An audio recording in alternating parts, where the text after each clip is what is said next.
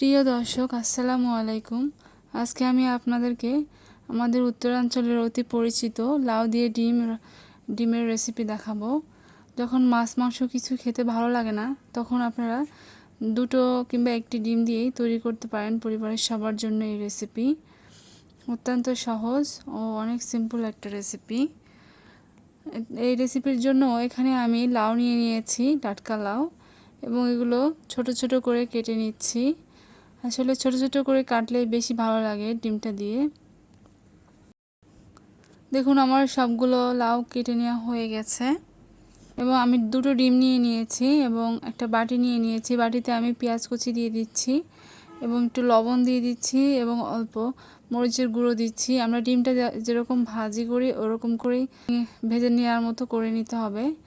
ভেঙে আমি ফেটে নিচ্ছি ডিমটা। এখন আমি একটা কড়াইয়ে সরিষার তেল দিয়ে দিলাম এবং কাঁচামরিচ দিয়ে দিচ্ছি এবং একটি পেঁয়াজ কুচি দিয়ে দিচ্ছি এবং আমি এগুলো সুন্দর করে তেলে ভেজে নেব।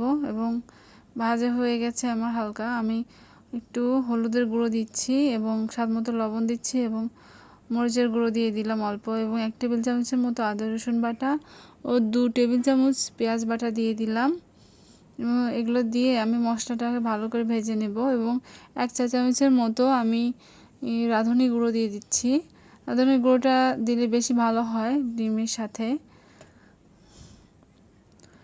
মশলাগুলো সুন্দর করে কষিয়ে নেওয়া হয়ে গেছে। এখন আমি কেটে রাখা লাউগুলো দিয়ে দিলাম এবং এগুলো মশলার সাথে সুন্দর করে কষিয়ে নেব।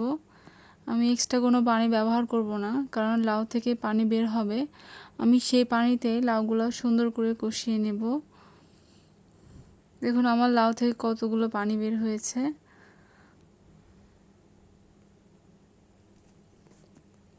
আমার লাউগুলো কষানো হয়ে গেছে। এখন আমি অল্প পরিমাণ গরম পানি দিয়ে দিচ্ছি। গরম পানিটা দিলে বেশি ভালো হবে। এখন আমি একটা প্যান নিয়ে নিয়েছি এবং আমি তেল দিয়ে সেই ফেটানো ডিমটা ভেজে নিচ্ছি এবং আমি উল্টে দিচ্ছি ডিমটা এবং ছোট ছোট করে কেটে নেব, কারণ লাউয়ের সাথে ছোট ছোট ডিমের পিসই বেশি ভালো লাগে। এখন আমি আমার লাউয়ের তরকারির মধ্যে ডিমগুলো দিয়ে দিলাম এবং আমি 1 চা চামচের মতো ভাজা জিরে গুঁড়ো দিয়ে দিচ্ছি এবং 1 চা চামচ গরম মশলা গুঁড়ো দিয়ে দিচ্ছি। এবং এই যে দেখুন, তৈরি আমাদের মজাদার তরকারি।